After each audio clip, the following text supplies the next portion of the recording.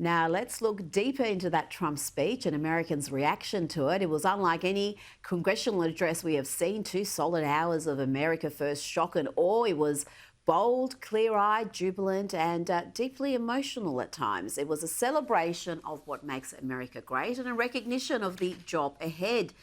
And it started off strong. And watch here the reaction from different sets of voters. We've got the infamous worm. The Republicans are the red line, Democrats blue, but it's the independent voters, the yellow line, that are fascinating. Watch how they react. To my fellow citizens, America is back.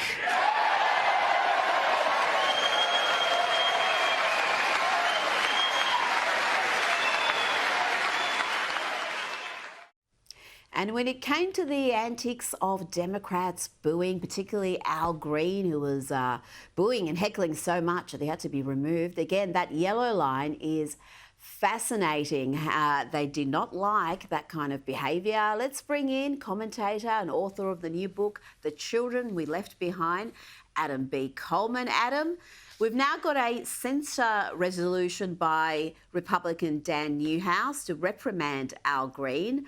It's survived a procedural hurdle earlier today, but there probably is not going to be any sort of consequences for this Democrat beyond him winning support of, I don't know, the ladies of The View and the more radical elements of the left. Yeah, there's not going to be any sort of expulsion or anything like that. But I would venture to say that he may gain certain support, but did he really gain much of any sort of support? I think what we saw from that graph is that the Democrats, including Al Green, are losing. They're losing the independent voters, like myself. And as someone who is open-minded and would prefer to have two competent parties that are fighting for the American interest, I'm seeing one party that is actually doing so. And I'm seeing one president by the name of Donald Trump who is actually trying to unify. He constantly uses the word unify whenever he has various speeches. He's constantly speaking to the issues of today. And he's not focusing on niche problems or trying to manufacture problems that don't exist. He, in rapid fire, in a matter of 45 days, has accomplished a hell of a lot more than Joe Biden did in 4 years. He made that point at the very start. He said precisely that. And it's incredible just how much positive support he has had. Even polls run by CNN had the clear majority saying that was a speech they were happy with. But we talked about the radical left and the ladies of The View. They thought the Democrats should have walked out. In fact, let's listen to Sonny Hostin being upset they didn't get up and follow Al Green out of the chamber. What I saw when Representative Al Green stood up and said, you don't have a mandate to take away Medicaid, and he was tossed out, I expected the rest of his Democratic caucus, his rest of his colleagues to walk out with him. Adam, you are an independent.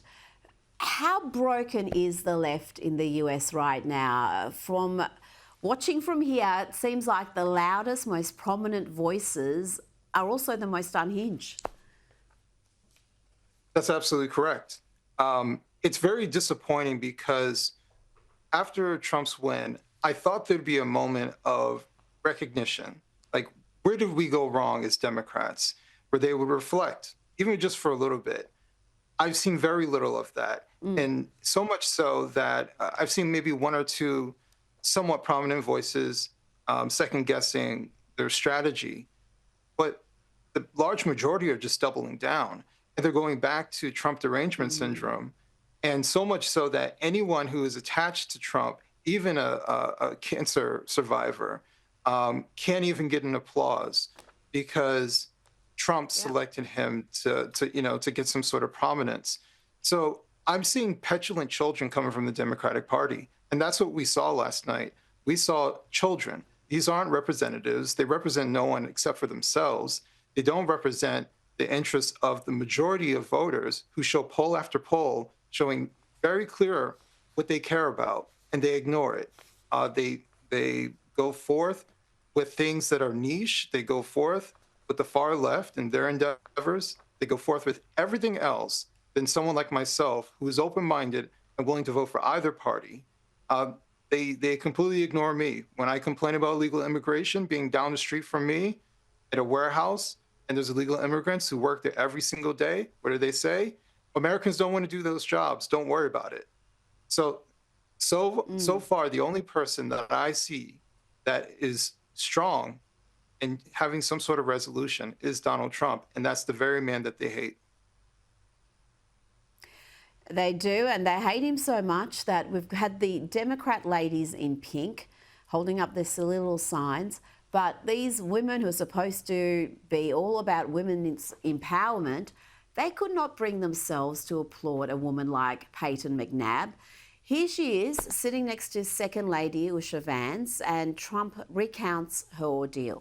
3 years ago, Peyton McNabb was an all-star high school athlete, one of the best, preparing for a future in college sports.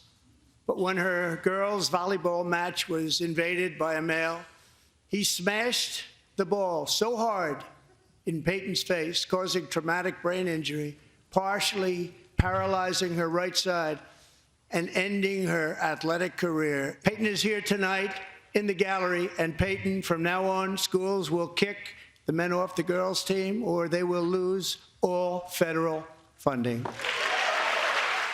Adam, this is an issue that is hugely popular amongst the electorate, hugely popular as in they back Donald Trump. Something like 80% of people agree with the president, and even a sizable majority of Democrats agree on this issue. And yet you've got every Democrat voting against this sort of legislation. They will not even deviate from this position, this fringe position, when they know it's hugely unpopular. Why do you think that is? Because obviously politicians are in the business of winning support and winning elections. They know they're on a loser with this, but they just are doubling down.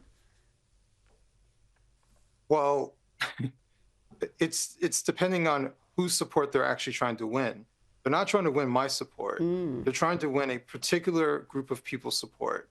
And it's very clear, you know when someone's priority is based off of how much attention they give it and how quickly they respond to it. And we see what their priority is.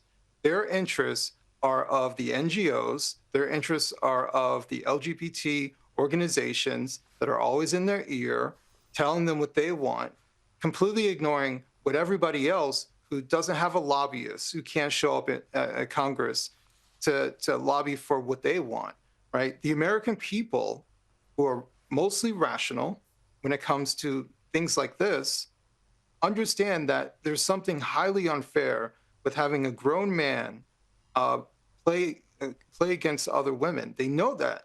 I mean, even children can see the difference between men and women on average as far as size and strength. Yet these people want to pretend that they don't see it. So I think you have to question, who are they actually serving? Because they're not serving me.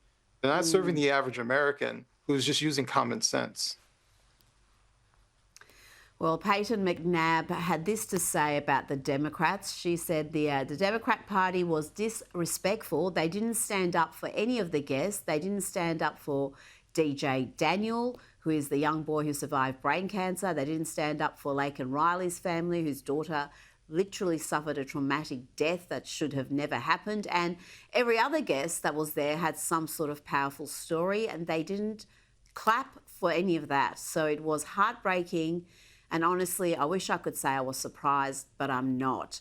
Adam, they didn't even clap when the arrest of an Islamic State terrorist was announced. I mean, surely they understand the optics of this, that they are coming across as anti-American, not just anti-Trump.